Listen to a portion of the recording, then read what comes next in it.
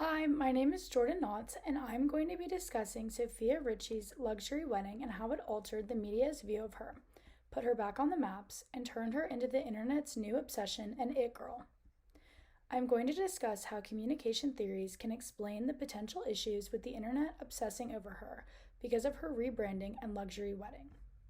To give you some background information, Sofia Richie is famous singer Lionel Richie's daughter, and so she was born into a very wealthy and famous family.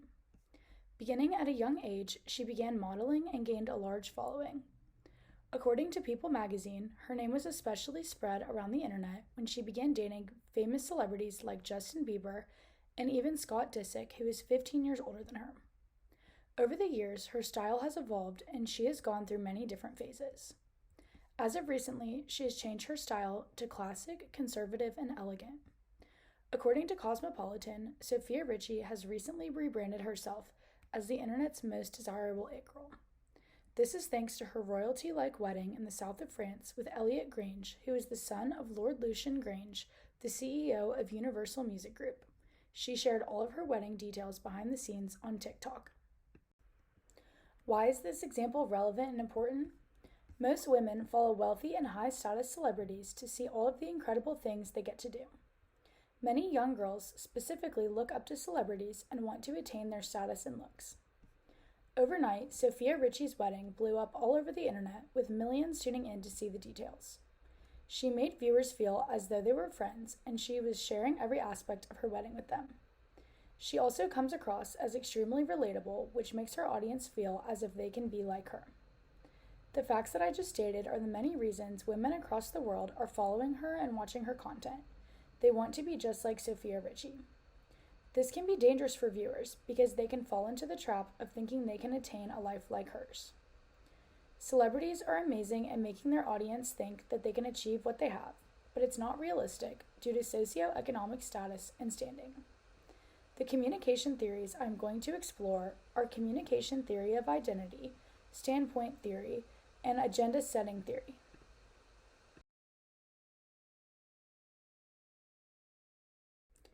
According to the Bennis University, the communication theory of identity, which was first developed by Michael Hecht in the 1980s, suggests a shift that identity is a central element of human existence to identify as a social phenomenon. Earlier views thought that oneself only had one unified identity. This framework explores that humans whose lives revolve around communication, relationships, and communities often shift identities. This theory explains that identity is constructed through communication and involves personal and social factors. Over the years, Sofia's style has evolved and she has gone through many different phases. For example, 1. Social factors such as cultural norms, social rules, and expectations constructed her identity in Sofia's early life. Sofia lived a fast-paced, partying lifestyle of a teenage girl, and her identity aligned with that.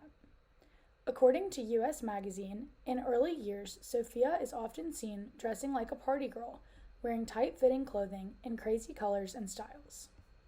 Stylecaster says that when Sofia began dating Scott Disick in 2017, she dressed exactly like Kourtney and the other Kardashians. For example, she looked just like Khloe in this photo where she is seen wearing a tight sequin romper and extremely long hair extensions. For example 2, Sofia has undergone a recent reinvention and now dresses extremely classic, sophisticated, and conservative. Many would go to say that this look emulates old money. This aligns with personal factors such as an individual's self-concept, values, and beliefs constructed her current identity and style because she was getting married to a wealthy and high-status individual, Elliot Grange. According to Razzia, the discourse around Sofia Richie's style evolution is portrayed as misogynistic. Many are claiming that Sofia's conservative dressing was done so that her identity would align better with her husband, Elliot. However, communication theory of identity suggests that identity is fluid and involves ongoing change.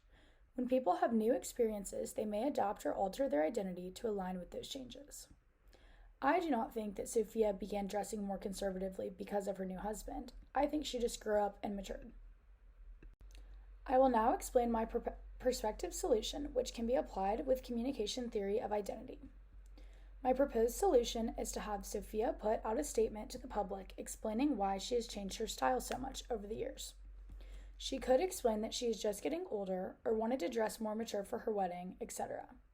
She has so many followers, and everyone on the internet is waiting for her next post, so I think that most of her following would want to see that. This would explain that identity can be fluid and that new experiences may alter their identity. According to communicationtheory.org, standpoint theory is a postmodernistic approach on people's perception. It's the framework that focuses on the importance of social, cultural, and political context in shaping perspectives, which are influenced by gender, race, class, and sexuality. It states how the day-to-day experiences alter or influences a person's opinions.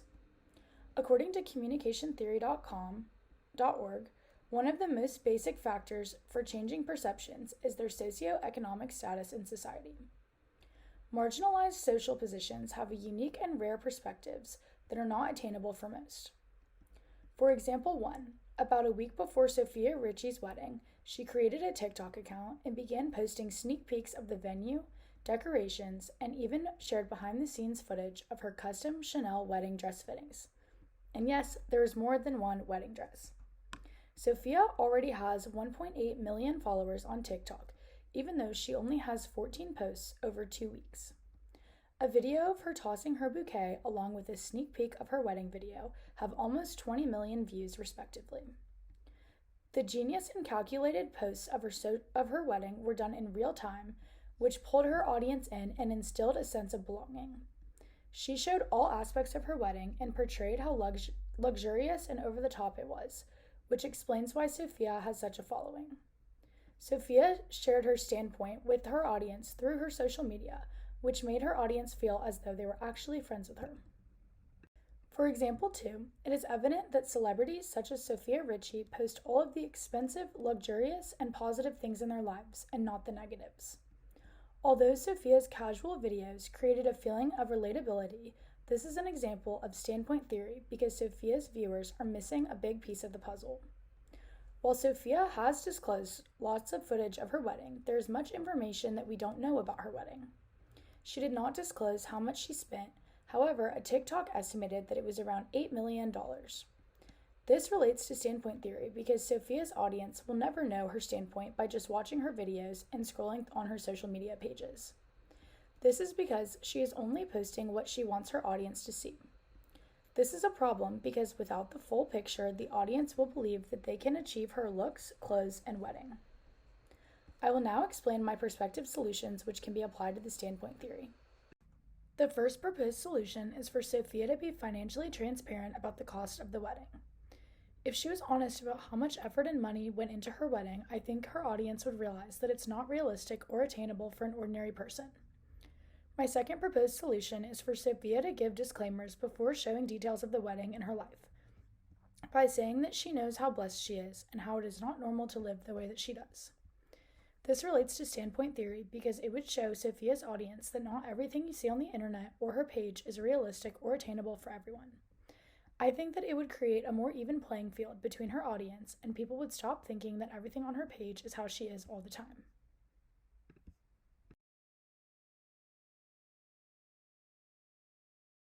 According to communicationtheory.org, agenda setting theory was first proposed by Maxwell McCombs and Donald Shaw in the 1970s.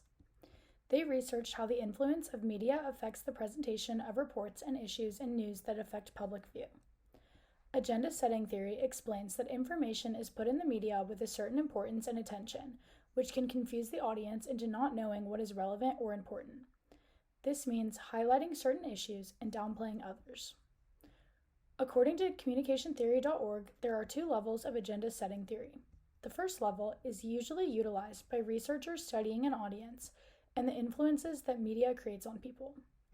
The second level focuses on how people should think about the nature of issues and how important or pressing an issue is.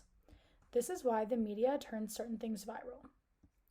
For example 1, I will discuss gatekeeping and its effects on Sophia Richie's wedding. Gatekeeping means who is in charge of and has control of the selection of content discussed in the media. Vogue did an exclusive insider article on Sophia's final wedding dress fitting at Chanel. No other publisher had this content as it was exclusive to Vogue. When this first came out, a viewer had to have a Vogue subscription to even read the entire article or to see the videos of her trying on her dresses. This instilled the feeling of high importance to the audience and gave the implication that it must be very exclusive content. However, this feeling of exclusivity did not last long because many other companies were stealing Vogue's content and posting it on their own websites to gain viewers. This made Vogue's content less important and special because it was not unique to them anymore. For example 2, I will discuss priming and its relation to Sofia Richie's wedding. Priming is the responsibility of the media in proposing how much time and space it will give to certain topics, making them more vivid. The media will have the most screen time and articles on events that people want to know about, like Sofia Richie's wedding. Right now, Sophia's wedding details have infiltrated the internet. Her wedding was posted on every major fashion magazine, website, and Instagram. I am still seeing Sofia Richie's wedding all over my TikTok For You page, even though it happened 2 weeks ago. The media cannot get enough of it, and they are making money by posting the content from it, as well as giving Sofia fame. This is an issue, however, because Sofia Richie's wedding is all that is on the internet right now, in the pop culture world. Instead of seeing the new trends, or who has broken up with who, it is all Sofia Richie wedding content. I will now explain my prospective solution, which can be applied with agenda setting theory. I think that companies should stop posting so much about Sofia Richie's wedding because their content is the same as all other websites. Hundreds of news sources are posting the same information, which is not unique to them. You can now find the same information and wedding details anywhere. This is not adding to that company's fame anymore since this is blown up so much on the internet. This relates to agenda setting theory because now that it has been posted everywhere, there's less of an importance or attention on the topic. In addition, this can confuse the audience because they may be wondering as to why they aren't reading other stories, or they may become annoyed with all of the wedding content and stop reading and watching altogether.